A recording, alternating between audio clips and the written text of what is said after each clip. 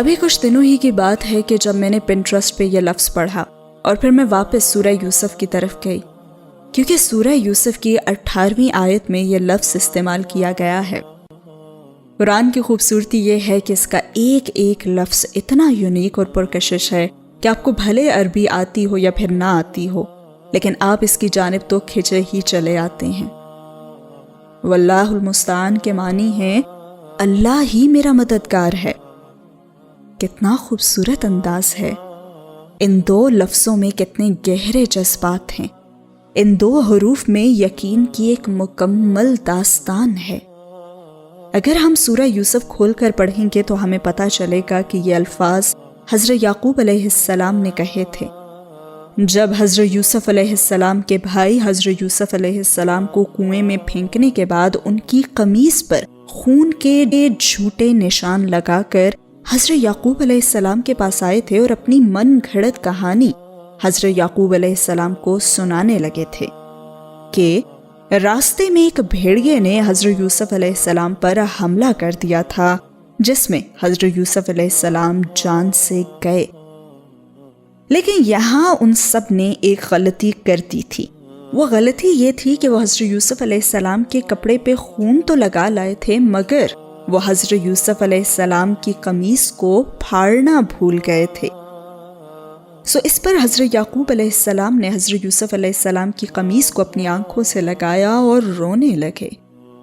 اور کہنے لگے کہ کتنا سمجھدار بھیڑیا تھا جو یوسف علیہ السلام کو تو کھا گیا مگر اس نے ان کی قمیص تک نہ پھاڑی۔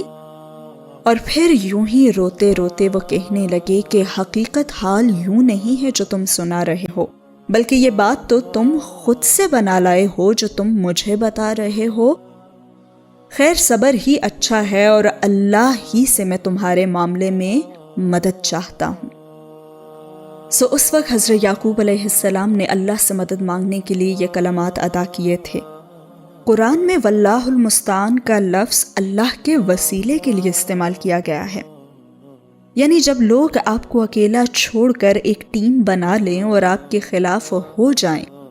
یا پھر آپ کو بدنام کرنے کے لیے آپ پہ جھوٹے جھوٹے الزامات لگانے لگیں، یا اگر آپ کسی ناممکن ترین حالت میں پھنسے ہوں اور آپ کو مدد کا کوئی بھی راستہ نظر ہی نہ آ رہا ہو، یا جب آپ ساری کوششیں کر کے تھک چکے ہوں، تب بس آپ نے کہنا ہے واللہ المستعان،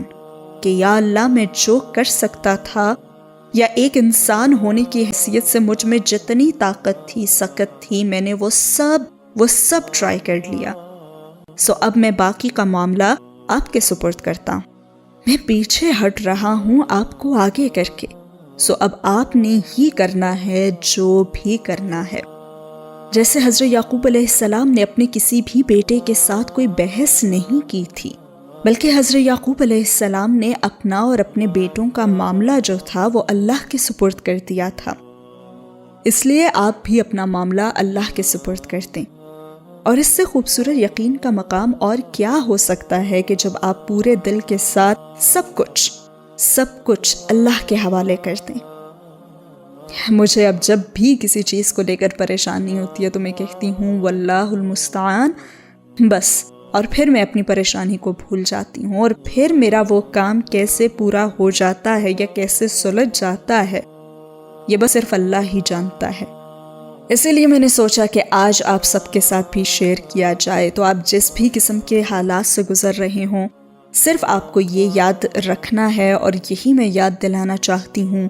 کہ اللہ کی مدد ہمیشہ آپ کے ساتھ ہے۔ واللہ المستعان ہمیشہ